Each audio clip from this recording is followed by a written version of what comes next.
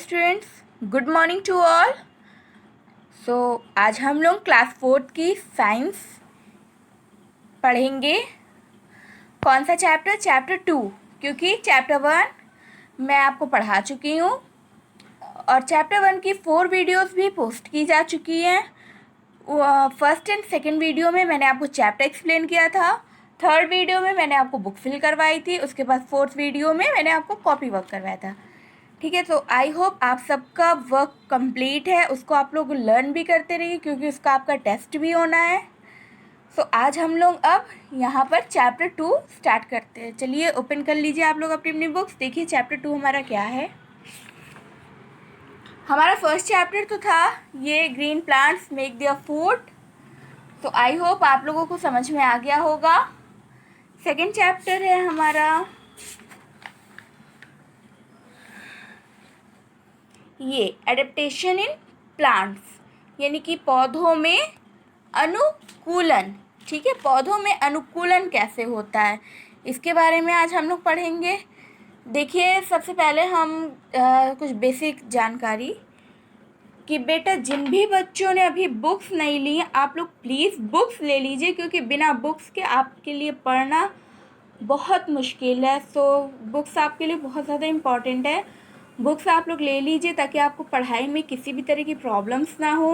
Books आपके school में available हैं, सो प्लीज़ उसको परचेज़ कर लीजिए।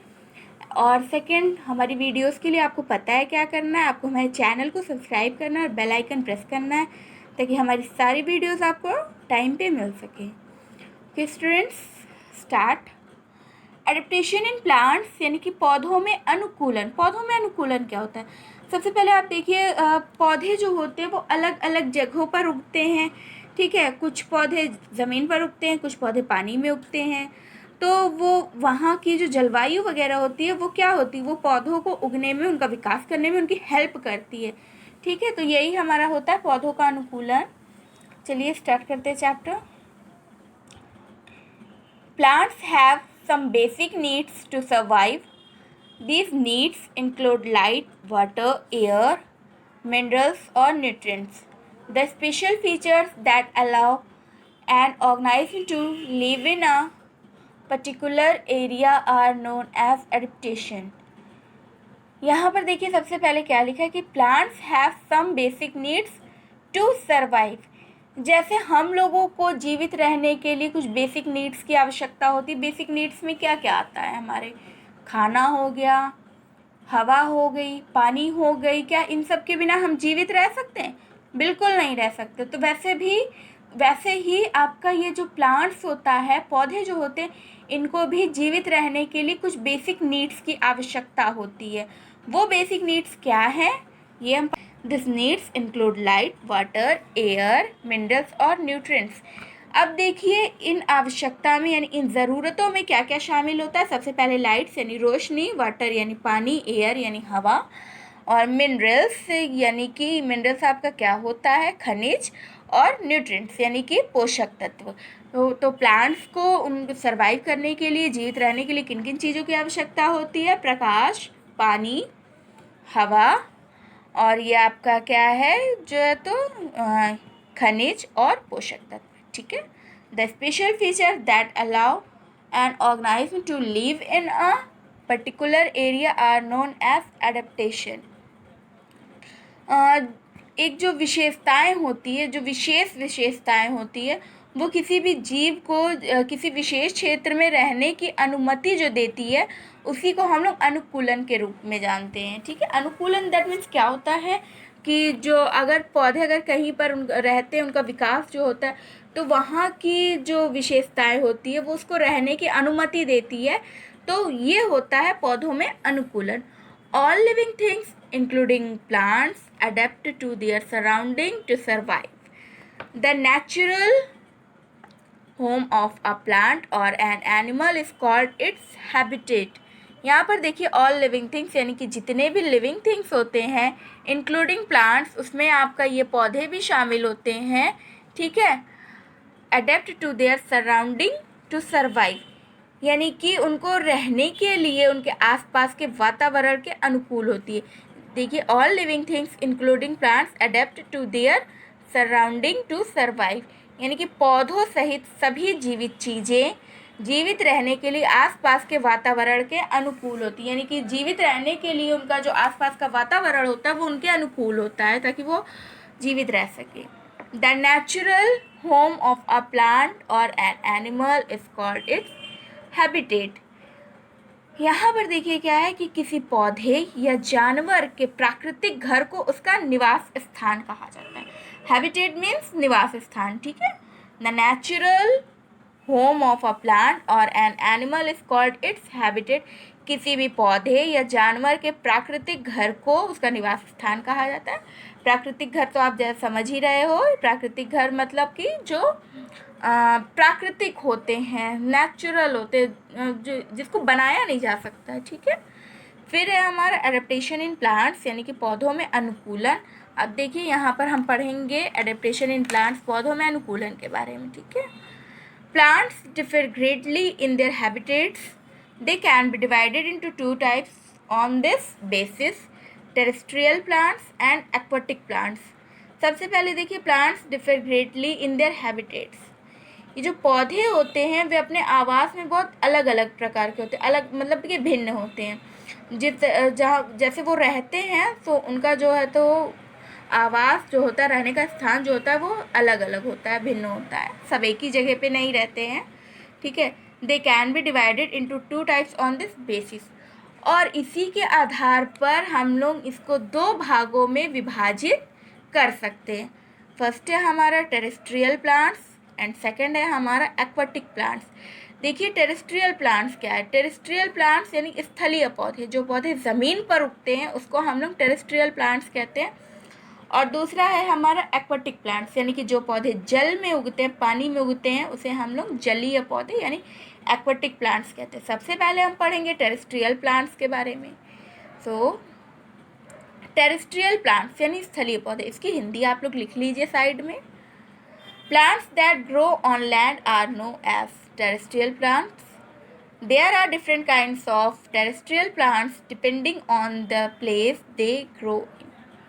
देखिए यहाँ पर क्या लिखा है, plants that grow on land are known as terrestrial plants, यानी कि भूमि पर ज़मीन पर उगने वाले पौधों को हम लोग स्थलीय पौधों के रूप में जानते हैं, ठीक है। जो पौधे ज़मीन पर उगते हैं उसे हम लोग टेरेस्ट्रियल प्लांट्स यानी स्थलीय पौधे के रूप में जानते हैं।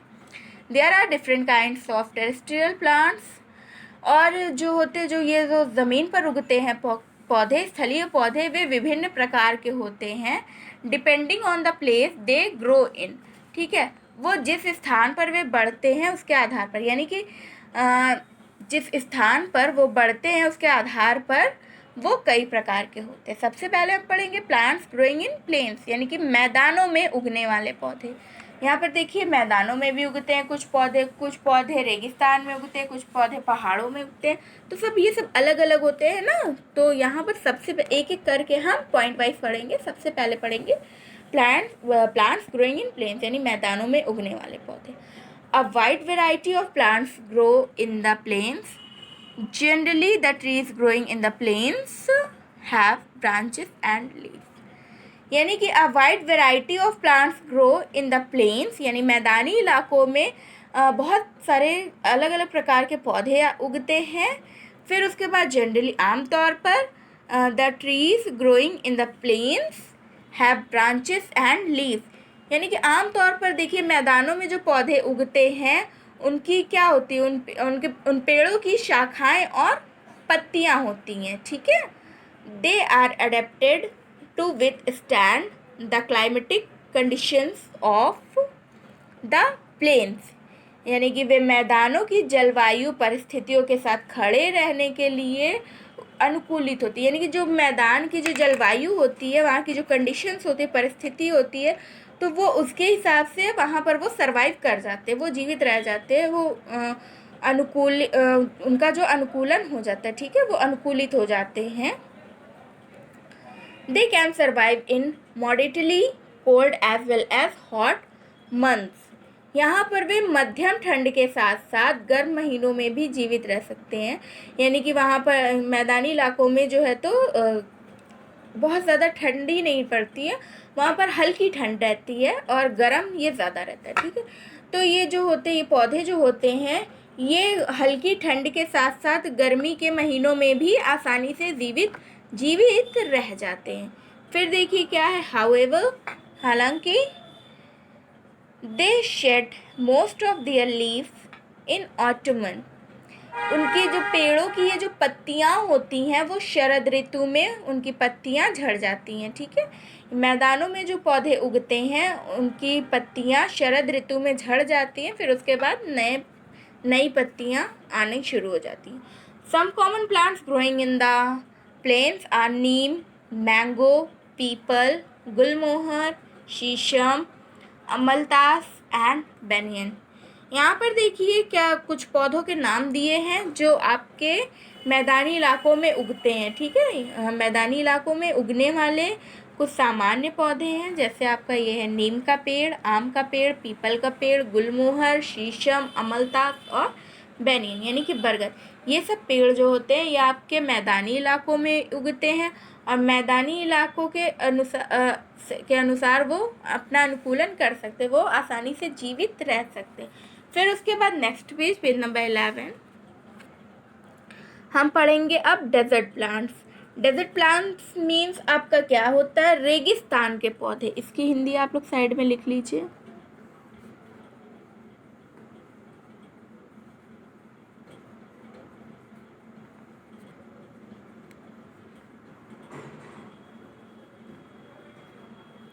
ठीक है, जैसा कि आप जानते हैं प्लांट्स मीन्स आपका ये पौधे हो गया, डेजर्ट मीन्स रेगिस्तान। The desert is very dry and often hot areas. Annual rainfall averages less than 10 inches per year and that rain often comes all the same time. There is a lot of direct sunlight shining on the plants. The soil is often sandy or rocky and unable to hold much water.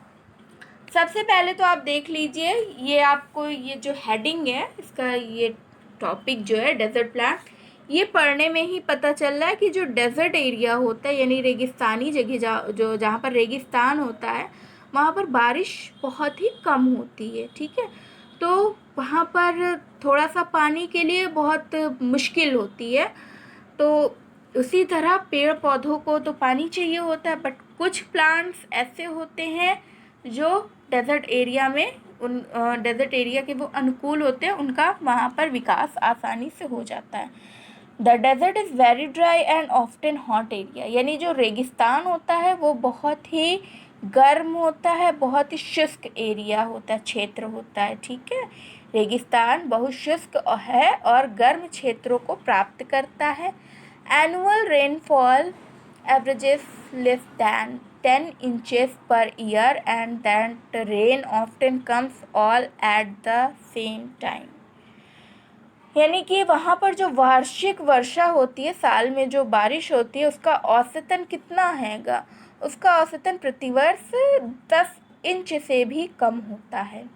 और ये बारिश अक्सर एक ही समय में आती है। जैसा आप ये डेजर्ट के अकॉर्डिंग आपने ये प्लेन्स में पढ़ा है कि आपका ये मैदानी इलाकों में जो पौधे उगते हैं तो इनको पानी वगैरह तो मिल जाता है, लेकिन ये जो डेजर्ट प्लांट्स होते हैं, रेगिस्तानी पौधे होते हैं, इनको पानी वगैरह बहुत ही मुश्किल से या बहुत कम मिलता है, क्योंकि वहाँ पर बारिश की संभावना बहुत कम होती है। और यहाँ पर देखिए पानी का एवरेज क्या है, वार्षिक वर्षा औसतन ये आपका प्रतिवर्ष 10 इंच से भी कम होता है और ये बारिश हमेशा केवल एक ही समय पर आती है।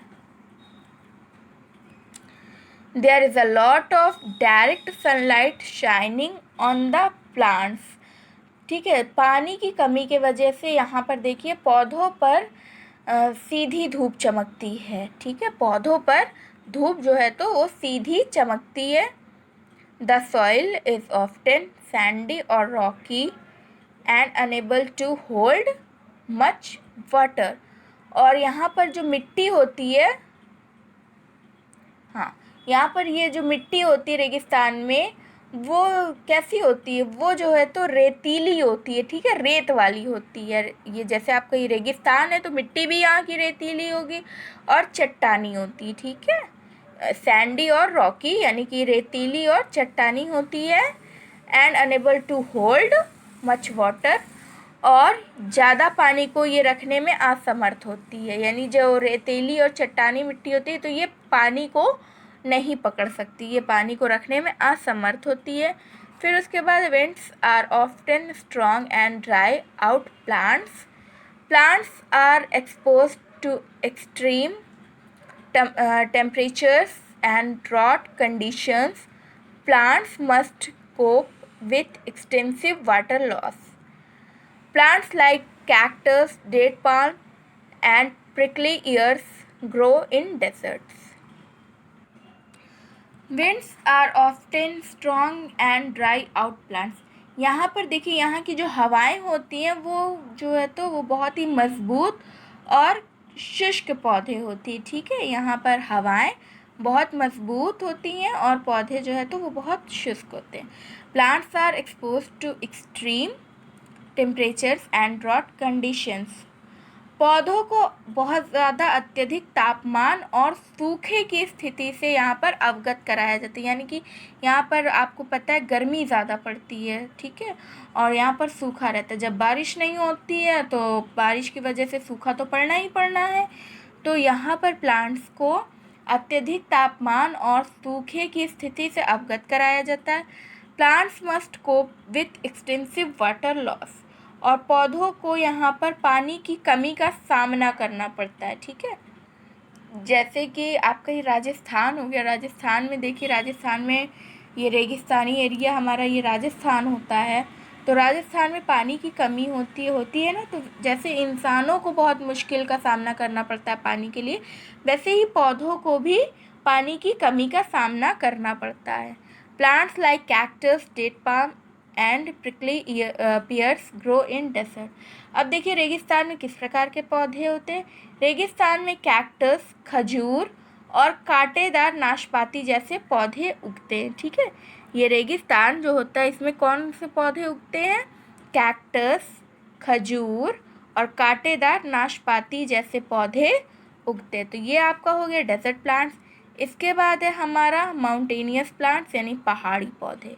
सो अब फ़िलहाल अभी के लिए आप लोग बस यहीं तक, उसके आगे हम नेक्स्ट वीडियो में कंटिन्यू करेंगे। तो यहाँ तक अभी आप लोग पढ़ते रहिए, ओके क्लास। अगर आपको कोई भी प्रॉब्लम है तो आप कमेंट्स बॉक्स में नीचे लिख सकते हैं। तब तक के लिए good bye and have a nice day. So be safe, okay, bye bye.